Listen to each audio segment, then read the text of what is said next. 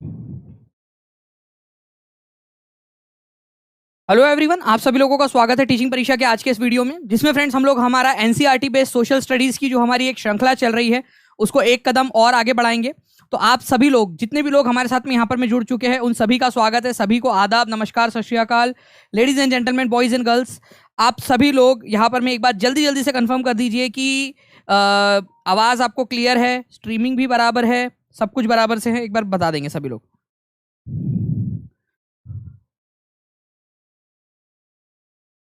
Okay, good. तो जितने भी लोग यहाँ पर में जुड़े हुए हैं फ्रेंड्स, एक बार जल्दी जल्दी से इस सेशन को जहाँ भी शेयर कर सकते हो अपने दोस्तों के साथ में, टेलीग्राम, फेसबुक, व्हाट्सएप, इंस्टाग्राम, जहाँ जहाँ भी जल्दी से शेयर कर सकते हो शेयर कर देंगे। जितने भी टेलीग्राम ग्रुप से, हर जगह पे जल्दी जल्दी से शेयर कर दीजिए आप सभी लोग। और जिन लोगों ने भी अब तक सेशन को लाइक नहीं किया, उन लोग जल्दी जल्दी से लाइक कर देंगे। और जिन्होंने लाइक कर दिया उनका सभी का बहुत बहुत धन्यवाद फ्रेंड्स, कि आप लोगों ने एनर्जी दे दी पहले ही। जैसे मैं देख पा रहा हूँ 300 से ज्यादा लोगों ने यहाँ पर मैं लाइक कर दिया, बहुत बहुत शुक्रिया। पहले क्वेश्चन की तरफ में आगे बढ़ते हैं फ्रेंड्स। आप लोगों का पहला क्वेश्चन आपकी स्क्रीन के ऊपर में ये रहा। आप लोगों को बताना है कि भाई लोग, ऋतु प्रवास से क्या अभिप्राय है। ऋतु प्रवास से क्या अभिप्राय है, ठीक है, ठीक है। ऋतु प्रवास से, तो ऋतु प्रवास या अर्बन टू रूरल जो माइग्रेशन है आप लोगों का, उसको बोलते हैं। मतलब कि फसल कटाई की अवधि के दौरान जो श्रम लोग होते हैं, नगर से गांव की तरफ जाते हैं कि भाई सर फसल काटने का समय हो गया, घर पे घर जाना है सर, 2 महीने की छुट्टी चाहिए, क्या इसको ऋतु प्रवास बोला जाता है। Seasonal movement of people from their livelihood, ठीक है, अपनी जीविका के लिए ऋतुव्रत गतिशीलता, एक जगह से दूसरी जगह जाना। Seasonal movement of people with their live stock, नए पास्चर्स की खोज में, नए जो है पशुधन के साथ में अपने नए चारागाहों की खोज में एक जगह से दूसरी जगह जाना।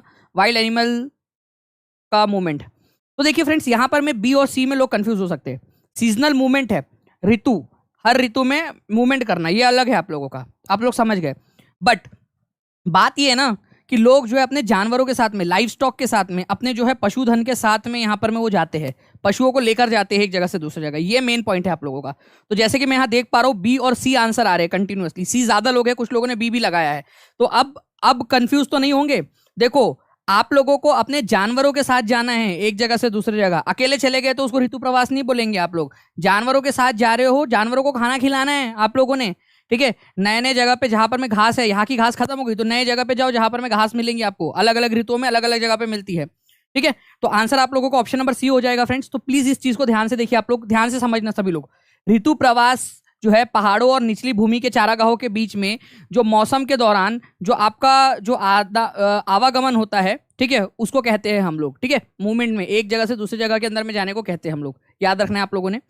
नाउ फ्रेंड, नेक्स्ट क्वेश्चन आप लोगों का आपके स्क्रीन के ऊपर में है, और ये आप लोगों का एग्जाम में पूछा गया क्वेश्चन है, और ये कंसेप्चुअल क्वेश्चन है। जिसने इसका आंसर लगा डाला उसकी लाइफ झिंगा लाला, ठीक है। बताइए इसका आंसर क्या होगा आपका। मैं ऑप्शन दे रहा हूं आपको, और ये क्वेश्चन बहुत बढ़िया है फ्रेंड्स, ये एग्जाम में पूछा गया क्वेश्चन आप लोगों का। ध्यान से देखिए इस क्वेश्चन को। कंसेप्चुअल क्वेश्चन, बढ़िया मजेदार क्वेश्चन है एकदम। जिसकी अंडरस्टैंडिंग बढ़िया है वो अच्छे से कर सकते हैं इसको। ध्यान से देखिए, 1984 में भारत के अंदर में कोई भी इन्वायरमेंट को बचाने वाला कानून नहीं था, एनवायरमेंट के लिए कोई कानून नहीं था। उसके बाद में सुप्रीम कोर्ट ने ये बोला है कि राइट टू लाइफ ये एक फंडामेंटल राइट है आप लोगों का, ठीक है, अंडर आर्टिकल नंबर 21, ठीक है। इसी के अंदर में आपका कंजम्पशन, ठीक है, जो है आप लोगों का right to consumption of pollution free water and air, मतलब आपका भाई हवा और साफ पानी, ये भी आपका जीवन के अधिकार के अंदर में ही आता है, ऐसा सुप्रीम कोर्ट ने कहा है। दो अलग अलग स्टेटमेंट दिए गए आप लोगों के, दो अलग अलग स्टेटमेंट्स आप लोगों को दिए गए हैं, ठीक है। कुछ दिख नहीं रहा सर, ठीक है। बैजंती कुमारी जी, मुझे वही डायलॉग आया है, माँ मुझे कुछ दिखाई नहीं दे रहा, माँ माँ मुझे कुछ दिखाई नहीं दे रहा। वो कौन सी मूवी का डायलॉग था वो आपका, कौन था यार वो, कौन सा वो था जो जादू आता जिसके अंदर में, कौन सी मूवी है वो, ठीक है। तो कुछ दिखाई नहीं दे रहा है, स्क्रीन का रेजोल्यूशन बढ़ा लो, मस्त पैकी आवाज आने लगेगा। देखिए फ्रेंड्स, 1984 ही क्यों लिखा है अपन ने। एक्चुअल में हुआ क्या था ना, मैं आपको बताता हूँ बात क्या है। 1984 के अंदर में आप लोगों ने याद रखना है फ्रेंड्स कि भोपाल गैस ट्रेजेडी हुई थी 1984 में, 1884 के अंदर में आपकी भोपाल गैस ट्रेजेडी हुई। अभी जो भोपाल गैस ट्रेजेडी हुई थी इसके अंदर में आप लोगों को पता है कि काफी सारे लोग जो है वो मारे गए, ठीक है। काफी सारे लोग जो है वो मारे गए यहाँ पर में भोपाल गैस ट्रेजेडी के अंदर में, भोपाल गैस ट्रेजेडी में। जिसके बाद में हम लोगों ने इन्वायरमेंट प्रोटेक्शन एक्ट 1896 बनाया। इन्वायरमेंट प्रोटेक्शन एक्ट 1896, 1896 में हम लोगों ने बनाया। ठीक है, हम आपको पोल देंगे, आप हमें 2000+ लाइक दीजिए। अच्छा करिश्मा मैम एकदम मतलब आज जोश में है कि तुम मुझे खून दो मैं तुम्हें आज़ादी दूंगी। ठीक है, ओके। तो environment protection act 1986 Bhopal gas tragedy हुई 1984 के अंदर में, और इन्वायरमेंट प्रोटेक्शन एक्ट 1986 के अंदर में पास किया गया। बट मेरे लाल, मेरे हरे, मेरे नीले, मेरे बुद्धू, क्या उससे पहले हमारे पास में कोई कानून नहीं था? Water prevention and control of pollution act, ठीक है, इन्वायरमेंट को बचाने के लिए। Air prevention and control of pollution act 1981 भी था 84 के पहले। ये क्या बोलना चाहता है? बोलना क्या चाहता है तू? मतलब तेरा हिम्मत क्या है यहाँ पर मैं बोलने की कि 1984 से पहले हमारे पास में इन्वायरमेंट को बचाने के लिए कोई कानून नहीं था? अरे हमने 1986 के अंदर में इन्वायरमेंट प्रोटेक्शन एक्ट बनाया। मान लिया हम लोगों ने कि 1986 में बनाया हम लोगों ने, हम लेट हो गए। बट क्या कहना क्या चाहता हो तुम? मतलब हमारे पास में कोई था ही नहीं कानून उससे पहले। हम बैठे थे यहाँ पर में ना, कोई कुछ कर ही नहीं रहे थे। हम लोगों ने वाटर एक्ट नहीं बनाया, हम लोगों ने क्या, हमने एयर एक्ट नहीं बनाया क्या पर्यावरण को बचाने के लिए? एक पर्यावरण प्रोटेक्शन एक्ट 1986 में बनाया स्पेशल वाला हम लोगों ने। लेकिन उससे पहले भी पर्यावरण को बचाने के लिए हम काम कर रहे थे कि नहीं कर रहे थे? हम लोग यहाँ पर में कर रहे थे कि नहीं कर रहे थे हम लोग यहाँ पर में? वाइल्ड लाइफ प्रोटेक्शन एक्ट, ये भी पर्यावरण को बचाने के लिए 1972 में लेकर आए थे ना हम लोग यहाँ पर में, उससे पहले। ठीक है, तो आंसर क्या होगा आप लोगों का यहाँ पर? आंसर आप लोगों का होगा कि भाई यहाँ पर में ए जो है आप लोगों का गलत है कि था ही नहीं, और बी जो है आप लोगों का यहाँ पर में सही है। बी आप लोगों का सही है, क्योंकि सुप्रीम कोर्ट ने ये कहा है आर्टिकल नंबर 21 के अंदर में कि जो आपका राइट टू लाइफ है उसी के अंदर में आपको साफ पानी और साफ हवा का अधिकार भी है, तभी आप जिंदा रह पाओगे अच्छे से। तो 48% लोगों ने ए आंसर दिया, केवल 28% लोगों ने आंसर दिया था डी। तो आप समझ में आ गया आप लोगों को यहाँ पर में? आप गलती तो नहीं करोगे सभी लोग यहाँ पर में? जल्दी जल्दी से हाथ ऊपर करके बता देंगे कि आप गलती नहीं करेंगे सर। आप गलती नहीं करेंगे सर। जल्दी से सभी लोग यहाँ पर मैं हाथ ऊपर करके बता देंगे जी सर अब गलती नहीं करेंगे। अब ये क्वेश्चन कभी भी पूछूंगा मैं आप लोगों से वापस से। चलो मेरे साथ साथ में दोहराओ, वाइल्ड लाइफ प्रोटेक्शन एक्ट कब आया था? जल्दी से लिखो, wild life protection act short में लिख दो, चाहो लिख दो यहाँ पर में, wild life protection act. Water act कब आया था? पानी वाला बिल, पानी पानी, ठीक है, आज ब्लू है पानी पानी। तो prevention and control of pollution, पानी वाला 1974 में आया था। हवा को बचाने के लिए the air prevention and control of pollution 1981 में आया था। तो पहले पानी फिर हवा, पहले पानी फिर हवा, ठीक है। पानी वाला आया था 1974 के अंदर में, और एयर वाला आया था 1981 के अंदर में। देखो ये पूछेगा एग्जाम के अंदर में क्वेश्चन, फिर बाद में बोलना मत कि बताया नहीं करके यहाँ पर में। ठीक है, चलिए नेक्स्ट जो है फ्रेंड्स यहाँ पर मैं इन्वायरमेंट प्रोटेक्शन एक्ट कब आया था? 1986 के अंदर में पूछूंगा मैं आज लास्ट में, सबसे पूछूंगा मैं ये वाले पूरे के पूरे, ये चारों के चारों पूछूंगा आज लास्ट में। आप तुम लोग रुको, लास्ट में पूछता हूं मैं आप लोगों से पूरा का पूरा। ठीक है, चलिए पॉपुलेशन डेंसिटी का मतलब क्या होता है ये बताएंगे सभी लोग। पॉपुलेशन डेंसिटी का मतलब क्या होता है? बहुत बढ़िया फ्रेंड्स, सभी लोगों ने यहाँ पर, बहुत सारे लोगों ने लिख दिया यहाँ पर में आंसर। यार क्या बात है आप लोगों की, गजब। एक बार लाइक का बटन भी दबा दो यार, यहाँ पर में जल्दी से 500 के करीब लाइक्स हुए हैं, 900 के करीब लोग देख रहे हैं। जल्दी जल्दी से लाइक का बटन भी दबा देंगे, और जहां जहां शेयर कर सकते हो अपने दोस्तों के साथ में, टेलीग्राम, फेसबुक, व्हाट्सएप, इंस्टाग्राम, सभी जगह पे जल्दी जल्दी से शेयर भी कर देंगे फ्रेंड्स आप लोग। ठीक है, चलिए गुड। देखिए पॉपुलेशन डेंसिटी, जनसंख्या घनत्व का मतलब क्या होता है? जनसंख्या घनत्व, मान लीजिए फ्रेंड्स कि आप जो है 1 किलोमीटर का बक्सा बनाते हो। 1 किलोमीटर आप खाली पीली बैठे थे, ठीक है, खाली पीली बैठे थे, बोले क्या करें यार, घर वालों ने भी जो है वो खाना भी नहीं बना अभी तक। चलो आप गए लकड़ी लेकर, लकड़ी से 1 किलोमीटर का यहाँ पर में एक लाइन बनाई, फिर 1 किलोमीटर की ऐसी लाइन बनाई, 1 किलोमीटर की यहाँ पर में, और 1 किलोमीटर की यहाँ पर में। 1 किलोमीटर एक बक्सा बन गया, मान लो हाइपोथेटिकली। इस बक्से के अंदर में कितने लोग रहते हैं ऑन एन एवरेज? 1 किलोमीटर के बक्से के अंदर में, उसको पॉपुलेशन डेंसिटी कहा जाता है।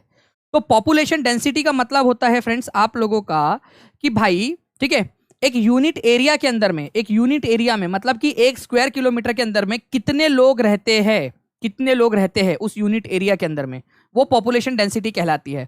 हमारे भारत की पॉपुलेशन डेंसिटी, हमारे भारत का जितना एरिया है उसके हिसाब से हमारे हर 1 स्क्वायर किलोमीटर के अंदर में 382 लोग रहते हैं। केवीएस पीआरटी 2018 में पूछा गया था क्वेश्चन, 2018 में। तो मैं आप लोगों से कह रहा हूं ना कि टीचिंग परीक्षा है, तो आप लोगों की पूरी एग्जाम की तैयारी, तो केवीएस हो, चाहे आपका DSSS भी हो, चाहे आपका सुपर टेट हो, चाहे आपका यूपी टेट हो, चाहे आप लोगों का बिहार की एग्जाम हो, चाहे कोई भी एग्जाम हो, टीचिंग परीक्षा के साथ आप लोगों की जॉब पक्की है। ये भी याद रखना है, 382 पर्सन पर स्क्वायर किलोमीटर, ये आपका केवीएस पीआरटी 2018 में आया था, आगे में कभी भी और भी पूछा जा सकता है। ठीक है, चलिए नेक्स्ट पॉइंट की तरफ में हम लोग यहाँ पर में आगे बढ़ते हैं फ्रेंड्स हमारे। ठीक है, तो आंसर आप लोगों का ऑप्शन नंबर बी हो जाएगा। नेक्स्ट क्वेश्चन आपका आपके स्क्रीन के ऊपर में, कृष्णराज सागर बांध निम्नलिखित में से किस पर बनाया गया है? कृष्णराज सागर बांध, कृष्णराज सागर बांध कौन से वाले जो है नदी पर बनाया गया है? कृष्णराज सागर बांध। अब आप लोग मुझे बताओगे कौन से स्टेट में है, स्टेट भी आप लोग मुझे बताओगे, स्टेट भी बताओगे आप लोग, स्टेट भी आप लोग मुझे बताओगे। ठीक है, चलिए आप लोगों ने आंसर कर दिया फ्रेंड्स, कावेरी नदी के ऊपर में है ये, कावेरी नदी के ऊपर में। आप लोगों को पता होना चाहिए फ्रेंड्स कि कावेरी नदी जो है ये इस तरीके से हमारे भारत में, दक्षिण भारत के अंदर में, ठीक है, यहाँ पर में कर्नाटक से निकलती है, तमिलनाडु से होते हुए जाकर बंगाल की खाड़ी में मिल जाती है। तो दो बांध है। अगर मैं बात करूं कर्नाटक वाले साइड में, कर्नाटक वाले ऊपर वाले कर्नाटक वाले साइड के अंदर में एक बांध है, और एक बांध जो है आप लोगों का तमिलनाडु वाले साइड के अंदर में है। तो कृष्णराज सागर डैम कौन से वाले इसके अंदर में है, ऊपर वाले में या नीचे वाले में है, आप लोग मुझे बताएंगे। ठीक है, सभी लोग जल्दी जल्दी से। ओके, जल्दी जल्दी से बताएंगे आप सभी लोग जी। तो कृष्णराज सागर डैम जो है फ्रेंड्स आप लोगों ने याद रखना है कर्नाटक वाले साइड में। चलो मान लिया। अब मुझे ये बताओ कि तमिलनाडु वाले साइड में कौन सा वाला है? तमिलनाडु वाले साइड में, क्योंकि आप लोगों का जो यूपी टेट का जो पेपर लीक हुआ था, पेपर 1 वाला, यूपी टेट का पेपर 1, उसके अंदर में वो क्वेश्चन आया था जो मैं आप लोगों से बोल रहा हूँ। ठीक है, वेरी गुड, किसी ने लिखा है Mettur dam, good good, very good. ठीक है, तो मेट्टूर डैम, मेट्टूर डैम कहां पर में? तमिलनाडु के अंदर में, कावेरी नदी के ऊपर में। और कृष्णराज सागर डैम, कृष्णराज सागर डैम ये आप लोगों का जो है कर्नाटक वाले इसके अंदर में। सभी लोग दोनों के दोनों लिख दो, कावेरी नदी पर है दोनों के दोनों, और कौन कौन से राज्य में, क्योंकि मेट्टूर डैम कौन से राज्य में है ये क्वेश्चन आपका आया था, जो पेपर लीक हुआ था आप लोगों का उसके अंदर में। ठीक है, चलिए बहुत बढ़िया। नेक्स्ट क्वेश्चन की तरफ में हम लोग आगे बढ़ते हैं। Hindu succession amendment act 2005, Hindu उत्तराधिकार संशोधन अधिनियम 2005 मृतक जो पिता है, ठीक है, उसकी समान अधिकार प्रदान करता है। किस किस में समान अधिकार प्रदान करता है? ठीक है, अब इसको मैं वही लेते हैं हमारा, ठीक है, क्योंकि एक ही व्यक्ति है जो हमारा बेचारा बार बार मर रहा है। ठीक है, कोई भी होती है, कबर है, मेगालिथ है, अगर वही मर रहा है हमारा राजू, ये मर गया। ठीक है, यहां पर मैं, ये हमारा राजू है, ठीक है, उसके बेटे का नाम है काजू, ठीक है, उसकी बेटी का नाम है काजू कतली, काजू कतली, काजू कतली बेटी का नाम है, और उसकी पत्नी का नाम जो है फ्रेंड्स याद रखना है आप लोगों ने। ठीक है, उसकी पत्नी का नाम है यहां पर में रबड़ी, रबड़ी, ठीक है, रबड़ी उसकी पत्नी का नाम है। पहले क्या होता था कि अगर मान लो राजू की मृत्यु हो गई तो केवल और केवल जो संपत्ति है वो काजू को मिलती थी, लड़का था ना वो, इस वजह से काजू कतली और रबड़ी को कुछ नहीं मिलता था। अब राजू मरेगा तो जो भी संपत्ति है वो काजू, काजू कतली और राबड़ी तीनों के अंदर में यहां पर में डिवाइड होंगी। ये याद रखना है आप लोगों ने, तीनों के अंदर में जो है वो डिवाइड होंगी।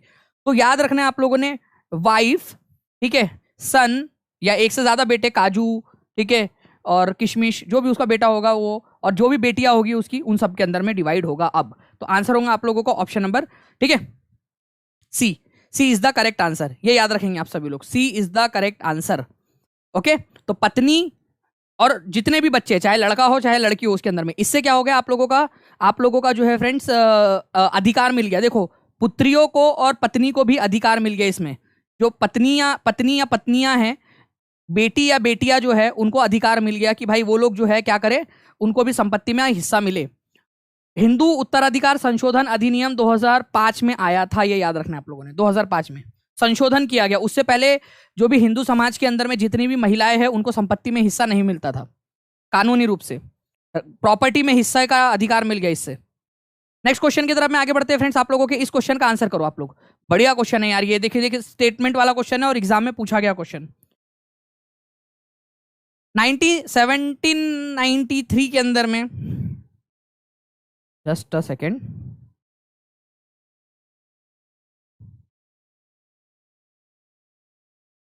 आंसर आप लोगों को दिख रहा है? एक सेकेंड रुक जाइए, अभी यहाँ पर में आंसर की जो है यहाँ पर में इंगेजमेंट नहीं हुई है, ठीक है, तो अभी मुंह दिखाई की रस्म उसकी नहीं कर सकते, चाहे इंगेजमेंट, वैसे तो शादी के बाद ही दिखानी चाहिए रस्म, लेकिन कोई बात नहीं, अभी फिलहाल के अंदर में मैं आप लोगों का इसका हटा देता हूँ यहाँ पर में, ताकि आप लोग सिर्फ क्वेश्चन देख पाए, आंसर की मुंह दिखाई की रस्म बाद में करेंगे हम लोग। चलिए, in the context of permanent settlement, मतलब स्थायी बंदोबस्त के संदर्भ में निम्नलिखित कथन में से कौन सा वाला सही है? वाह, नहीं नहीं वाह, स्थायी बंदोबस्त। ठीक है, पहली बात तो ये कहा हुआ था भारत के कौन से हिस्से में हुआ था स्थायी बंदोबस्त? ये हुआ था बंगाल, बिहार और उड़ीसा वाले इलाके के अंदर में। ठीक है, स्थायी बंदोबस्त 1793 में हुआ था, ये बिल्कुल सही बात है। बट थॉमस मुनरो अंकल ने नहीं किया था इसको, थॉमस मुनरो नहीं था वो। ठीक है, चार्ल्स कॉर्नवेलिस था वो, तो याद रखना है आप लोगों ने, कॉर्नवेलिस जो था, कॉर्नवेलिस उसने किया था इसको। तो थॉमस मुनरो ने, जो थॉमस मुनरो है ना आप लोगों का, थॉमस मुनरो, उसने तो मद्रास में यहाँ पर में रियोतवारी सेटलमेंट लगाया था। ठीक है, रियोतवारी सेटलमेंट, मुनरो। पहला वाला गलत है, तो जहां जहां ए है काटो काटो काटो, आंसर आ गया। बी और सी पढ़ने की जरूरत ही नहीं पड़ी, बी और सी पढ़ने की जरूरत ही नहीं पड़ी, इतना इजी। और ये एग्जाम में पूछा गया क्वेश्चन, एग्जाम के अंदर में, और बच्चे बोलते हैं कि टफ आ रहा है, टफ आ रहा है, टफ आ रहा करके। बेल, ये टफ आ रहा है आप लोगों का क्वेश्चन। ठीक है, अंडर परमानेंट सेटलमेंट जो राजा और जो तालुकदार थे उनको जमींदार बना दिया गया। किसको बनाया गया जमींदार? यहां पर में इस इलाके के अंदर में जो तालुकदार थे और जो राजा थे, छोटे मोटे राजा, छोटे मोटे तालुकदार, जिन लोगों की चलती थी, जो बाहुबली टाइप के लोग होते थे, उनको जमींदार बना दिया गया।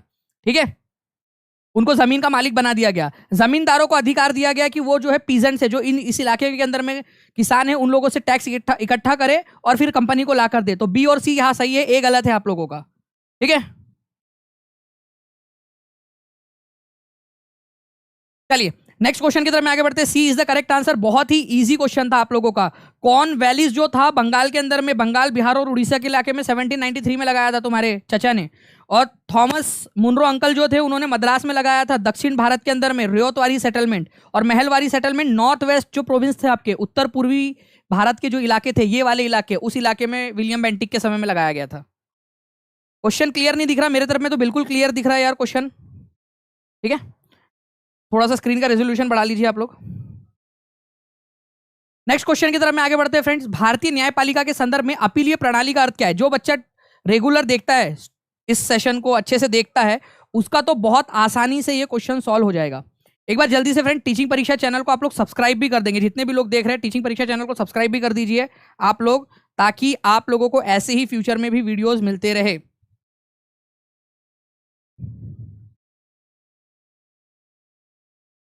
पेडागोजी करवा दीजिए सर, बिल्कुल मैं पेडागोजी भी करवा दूंगा, पूरा का पूरा एक ही सेशन लूंगा पूरा पेडागोजी का, और एक सेशन के अंदर में ही करवा दूंगा पूरी की पूरी पेडागोजी आपकी।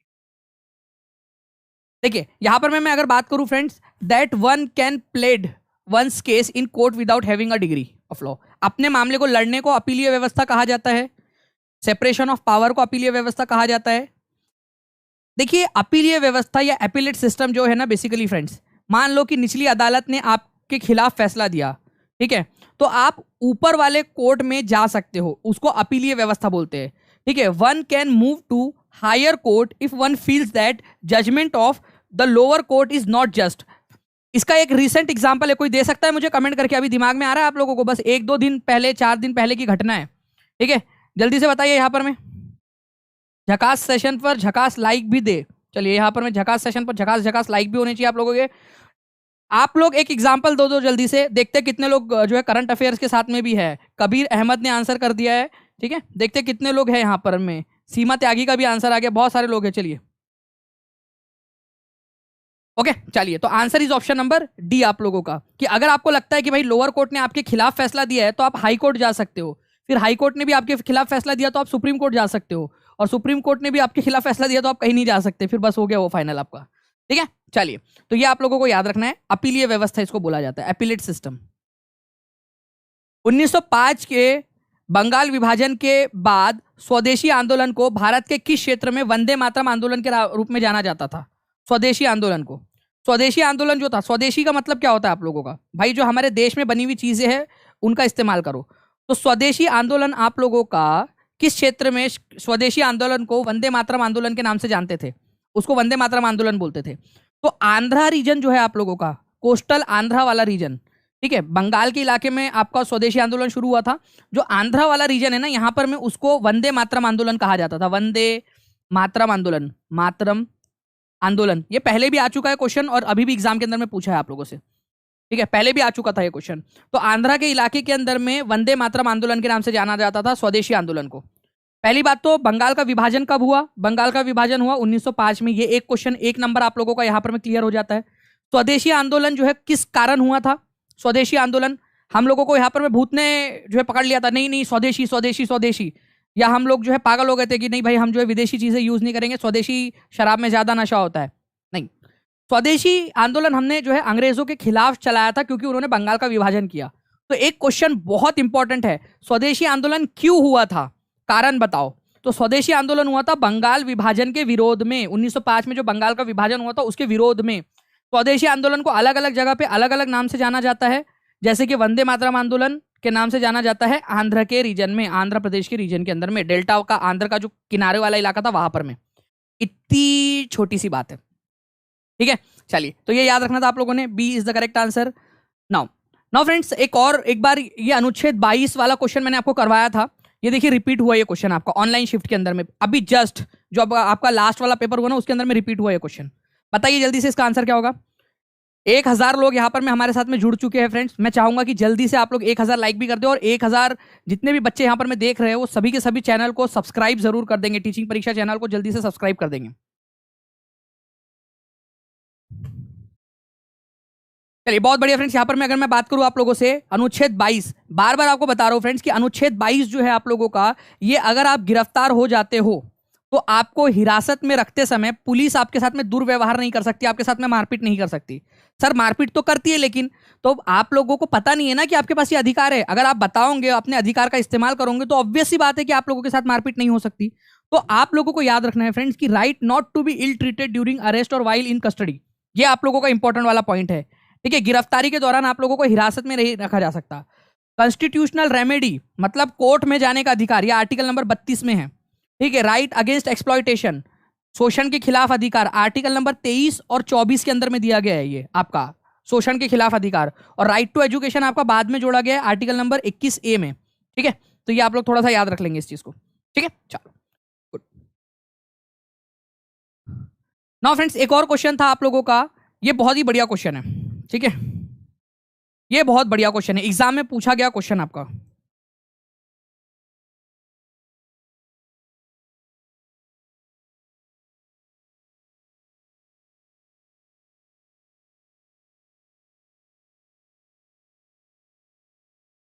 बहुत बढ़िया। देखिए आप लोगों का यहाँ पर मैं अगर मैं बात करूँ आप लोगों से फ्रेंड्स, हमारे इंडिया के अंदर में, ठीक है, जो लैंग्वेजेस है उसको लेकर हमारे संविधान के अंदर में कुछ बोली गई है बातें। पहला पॉइंट है कि there is no official religion of, अच्छा रिलीजन के बारे में बोला गया, there is no official religion of Indian state. हमारे भारत का कोई ऑफिशियल रिलीजन नहीं है, हिंदू धर्म, मुस्लिम धर्म, सिख धर्म, ईसाई धर्म, ठीक है, कोई हमारा ऑफिशियल रिलीजन नहीं है, मतलब कि हमारा राष्ट्रीय धर्म नहीं है। जैसे कि कई सारे कंट्रीज है जो मुस्लिम कंट्रीज है, कई सारे है बुद्धिस्ट कंट्रीज है, कई सारे क्रिश्चियन कंट्रीज है, बट हमारे भारत का कोई ऑफिशियल रिलीजन नहीं है। सही बात है ये, ठीक है, हम सारे धर्मों का सम्मान करते हैं। There is a provision of reservation in government jobs for religious minority. क्या रिलीजन के आधार पर माइनॉरिटी को गवर्नमेंट जॉब में रिजर्वेशन है क्या? नहीं। देखो हमारा कोई ऑफिशियल धर्म नहीं है, ठीक है, लेकिन माइनॉरिटी के आधार पर कोई रिजर्वेशन नहीं है। जो रिजर्वेशन है आपका गवर्नमेंट जॉब्स के अंदर में, वो किसके आधार पर है? वो कास्ट के आधार पर है, कास्ट के आधार पर, ठीक है, ये याद रखना है आप लोगों ने, कास्ट के आधार पर है, ना कि आप लोगों के धर्म के आधार पर। तो ये भी एक इंपॉर्टेंट पॉइंट है आप लोगों का। आई होप कि आप लोगों में से मैक्सिमम लोगों ने सही आंसर यहां पर में दिया होगा। ओके जी, जीशान अमर जी, आपका बिल्कुल स्वागत है। टीचिंग परीक्षा आप ज्वाइन करना चाहते हो बिल्कुल, और मैं तो आप लोगों से कह रहा हूं कि जो बच्चा 140 प्लस लेकर आएगा सीटेट के अंदर में, मैं आप लोगों से बिल्कुल कह रहा हूं 140 प्लस लेकर आएगा, ठीक है, वो बिल्कुल टीचिंग परीक्षा से कांटेक्ट करे। बिल्कुल उसका आने जाने का सारा खर्चा टीचिंग परीक्षा हेडक्वार्टर्स के अंदर में, उसके रुकने का खर्चा, हर चीज जो है यहाँ पर में, ठीक है, आपको सारी की सारी चीजें जो है वो प्रोवाइड करवाई जाएंगी, आने जाने का, रहने का, रुकने का, सबका खर्चा आपका, ठीक है। 140 प्लस बस लेकर आओ एक बार, आप जो भी लेकर आएंगे उसको। तो आंसर क्या होगा फ्रेंड्स आप लोगों का यहाँ पर में? पहला वाला सही है, दूसरा वाला गलत है, क्योंकि रिलीजियस माइनॉरिटी, धार्मिक आधार के ऊपर में कोई रिजर्वेशन नहीं होता है, कास्ट के आधार पर होता है। तो पहला वाला सही है, दूसरा वाला गलत है। तो आपका आंसर होगा यहाँ पर में A is true, B is false. तो C is the correct answer. देखिए C is the correct answer, ऐसे आप लोग लगा सकते हैं यहाँ पर में। नेक्स्ट क्वेश्चन की तरफ में हम लोग आगे बढ़ते हैं फ्रेंड्स। हमारे आप लोगों को बताना है मिश्रित अर्थव्यवस्था मॉडल जो भारत ने स्वतंत्रता के बाद अपनाया, वह किसे बना है? जल्दी बताइए इसका आंसर क्या होगा।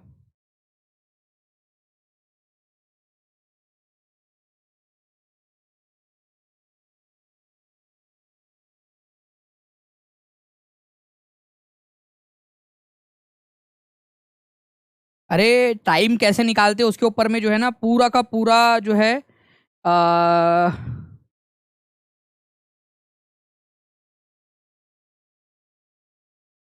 पूरा का पूरा जो है वीडियो आपका डाला हुआ है। टीचिंग परीक्षा चैनल को सब्सक्राइब कर लो। टीचिंग परीक्षा चैनल के ऊपर में वीडियो वाले सेक्शन के अंदर में डालोगे ना आप, तो वहां पर में लॉन्जिट्यूड लैटिट्यूड का पूरा दिया हुआ है आपको।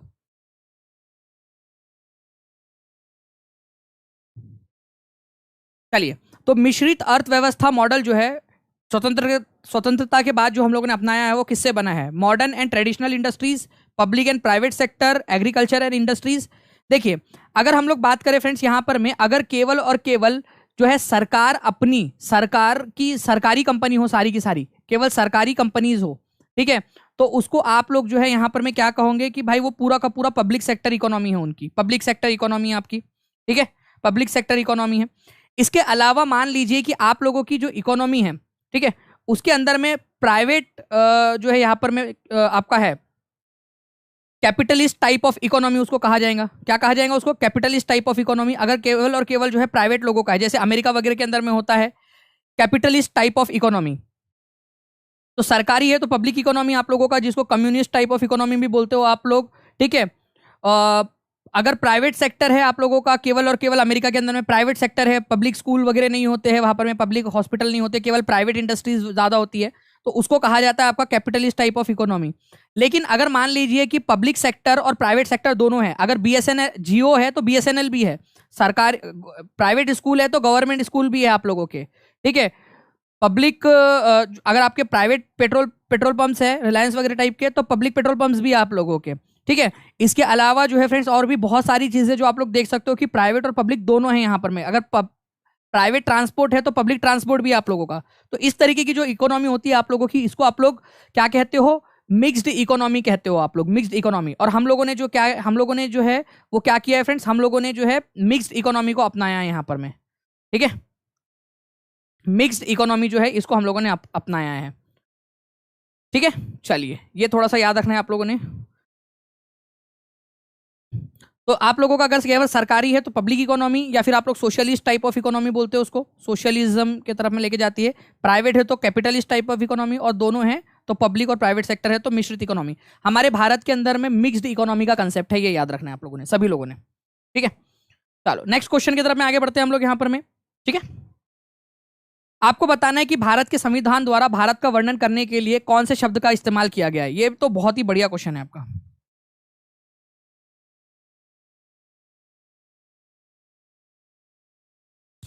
एक बार फ्रेंड्स आप लोग क्लियर कर देंगे कि क्या आप लोगों को दिखाई नहीं दे रहा है स्क्रीन? क्योंकि मेरे तरफ में जो है वो तो बिल्कुल एकदम साफ साफ दिखाई दे रहा है। 360p के अंदर में भी बहुत अच्छे से दिख रहा है, और इवन यहाँ पर में आपके पास में ऑप्शन 720p का भी है आपके पास में, कि 720p के ऊपर में भी आप देख सकते हो, उसमें तो और ज़्यादा HD में दिख रहा है।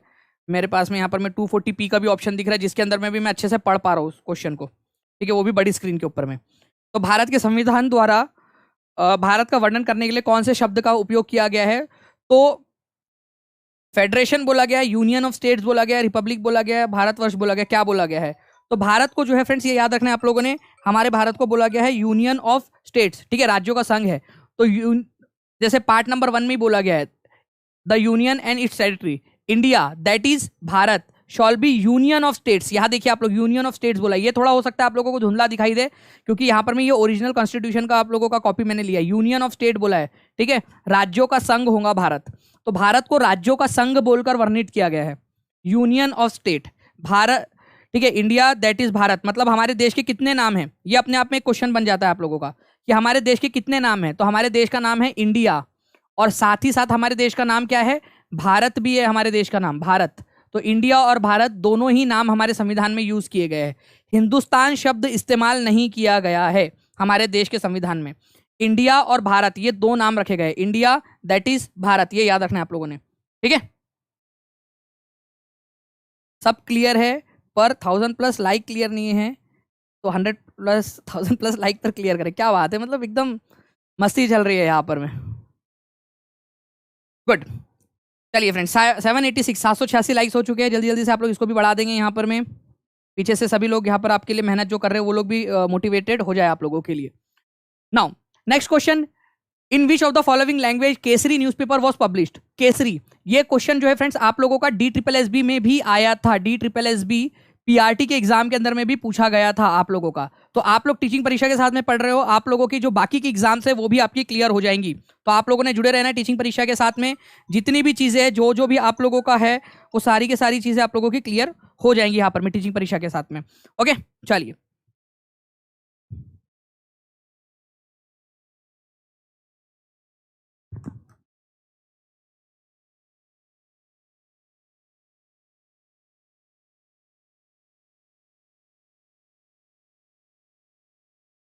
ओके तो आप लोगों के लिए फ्रेंड्स एक और न्यूज़ यहाँ पर मैं कॉल करके आ गई मेरे पास में कि टीम इतनी ज़्यादा डेडिकेटेड है कि टीम ने आप लोगों के लिए आज की टेस्ट भी बना दी है। तो कॉन्ग्रेचुलेशंस आप लोगों को, और टीम को भी एक बार थैंक यू बोल दीजिए कि आज जो हमारा लेक्चर चल रहा है टीम ने उसकी टेस्ट भी बना दी है। ठीक है, तो मैं मेरे पूरी टीम का बहुत बहुत धन्यवाद करना चाहूँगा यहाँ पर मैं कि उन्होंने इनिशिएटिव लेकर टेस्ट बना दी और टेस्ट को उन्होंने अपलोड भी कर दिया है। जैसे ही सेशन खत्म होगा वैसे ही 1 घंटे तक के लिए टेस्ट को खोल दिया जाएगा आपका।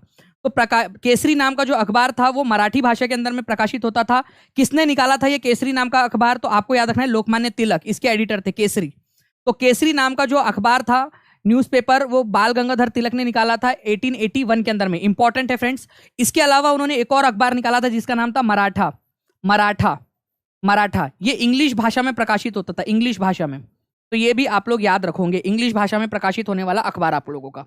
ठीक है, चलिए बहुत बढ़िया। तो आंसर आप लोगों का जो है फ्रेंड्स यहाँ पर में इस क्वेश्चन का आंसर क्या हो जाएगा, मराठी हो जाएगा कि केसरी नाम का अखबार मराठी में प्रकाशित होता था। और मैंने आपको बता दिया कि सीटेट के साथ साथ DSSB PRT में भी ऑलरेडी आ चुका है। हो सकता है आने वाली किसी और भी एग्जाम के अंदर में आप लोगों से ये क्वेश्चन पूछ लिया जाए। नेक्स्ट क्वेश्चन की तरफ में आगे बढ़ने से पहले फ्रेंड्स आप लोग अगर चाहते हो कि ये सारे के सारे न्यूज़पेपर की लिस्ट आप लोगों को मिल जाए तो आप लोग इसका स्क्रीनशॉट ले सकते हो। इंपॉर्टेंट वाले हैं, आने वाली बहुत सारी एग्जाम में आपको काम आएगा। बंगाल गैजेट भारत में प्रकाशित हुआ पहला अखबार।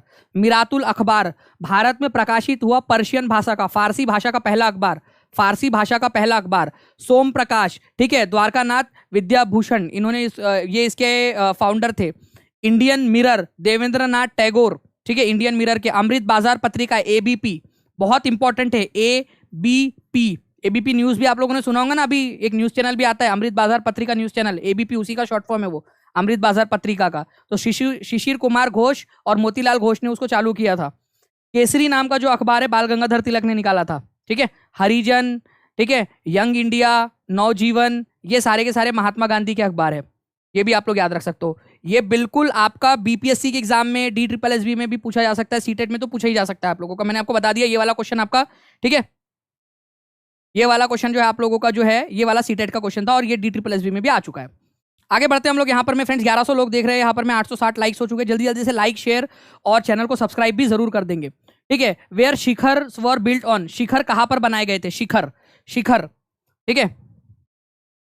हरिजन वाला पे एक क्वेश्चन यूपी TGT में पूछा था सर। तो वीना ने आप लोगों के लिए देखिए फ्रेंड्स बहुत ही अच्छा एक मोटिवेशन दिया है। Thank you very much Veena ji आपका, कि ये हरिजन वाला क्वेश्चन जो है यूपी TGT के अंदर में पूछा गया था, वो बता रहे हैं यूपी TGT की एग्जाम में। तो आप लोगों को कॉन्ग्रेचुलेशन, आप लोग जो है फ्रेंड्स बिल्कुल अच्छे से तैयारी कर रहे हो, आपकी डायरेक्ट जॉब लेवल तक की तैयारी हो रही है। आप लोगों का शिखर की अगर मैं बात करूं आप लोगों से फ्रेंड्स, तो आपका जब मंदिर में आप एंटर करते हो मंदिर में, तो यहां पर में होता है मंडप। क्या होता है, मंडप। मंडप, मंडप के अंदर में लोग बैठते हैं जाके कि भगवान, ठीक है, मैं बैठा हूँ यहाँ पर में, प्लीज जो है मेरा सीटेट पेपर पास करा देना, मैं बैठा हूँ यहाँ पर में। या फिर राजू गया वहां पर में, प्लीज भगवान नेहा की शादी मत करवा देना, सीटेट का रिजल्ट आने दो, BPSC का रिजल्ट आने दो, तब तक ही करवाना। भाई बैठे हो आप लोग। अंदर में और जाओगे थोड़ा सा, यहाँ पर में एक और रूम होता है जहां पर में भगवान की मूर्ति रखी हुई होती है, उसको बोला जाता है गर्भगृह।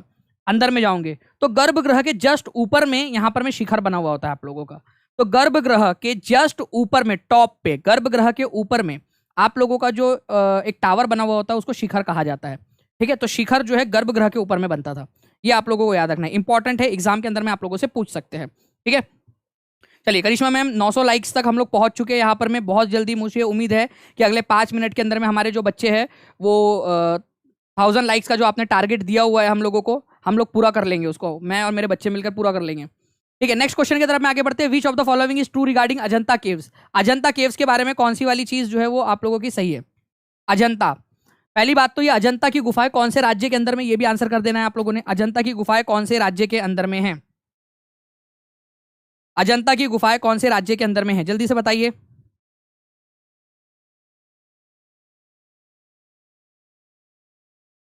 बहुत बढ़िया। देखिए यहाँ पर मैं, मेरे पास में जो है फ्रेंड्स आप लोगों के आंसर्स आने स्टार्ट हो गए हैं। अगर मैं बात करूं, name of the person who made them were written on there, मतलब अजंता की गुफाओं के अंदर में जो जिन लोगों ने गुफा बनाई है, जिन्होंने चित्रकारी की है, उन्होंने नाम लिख दिया यहाँ पर में।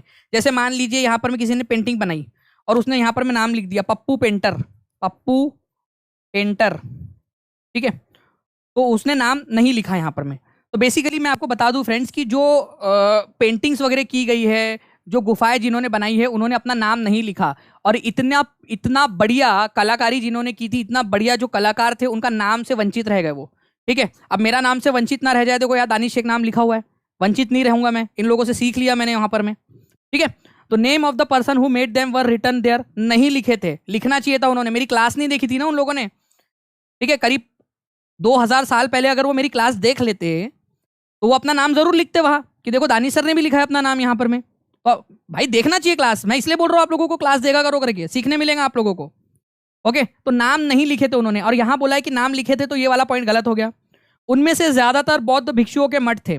ज्यादातर जो अजंता के अंदर में गुफाएं बनी है, वो एक्चुअली बौद्ध भिक्षुओं के घर थे, वो बौद्ध भिक्षुओं के मठ थे, मोनास्ट्रीज थी, वहां पर में बौद्ध भिक्षु रहा करते थे। ये बिल्कुल सही है, अजंता की गुफाएं बौद्ध धर्म से रिलेटेड है। यूपी टेट का क्वेश्चन बता रहा हूं मैं आप लोगों को। बोला गया कि अजंता की गुफा कौन से धर्म से रिलेटेड है, अजंता जो केव्स है वो कौन से रिलीजन से रिलेटेड है। आप अब मेरे को कमेंट करके बता सकते हो क्या कौन से धर्म से रिलेटेड होंगी? क्वेश्चन का आंसर करो आप, अजंता की गुफाएं कौन से धर्म से रिलेटेड होंगी? अभी तो बता दिया आप लोगों को। तो अजंता की गुफाएं जो है ये बुद्धिज्म से रिलेटेड है। ये क्वेश्चन बन गया था यूपी टेट का आप लोगों का, डायरेक्ट डायरेक्ट खत्म। ठीक है, इस तरीके से आप लोग कर सकते थे। 950 लाइक्स हो चुके हैं फ्रेंड्स, 50 लाइक्स बचे, जल्दी से आप लोग जो है, ठीक है,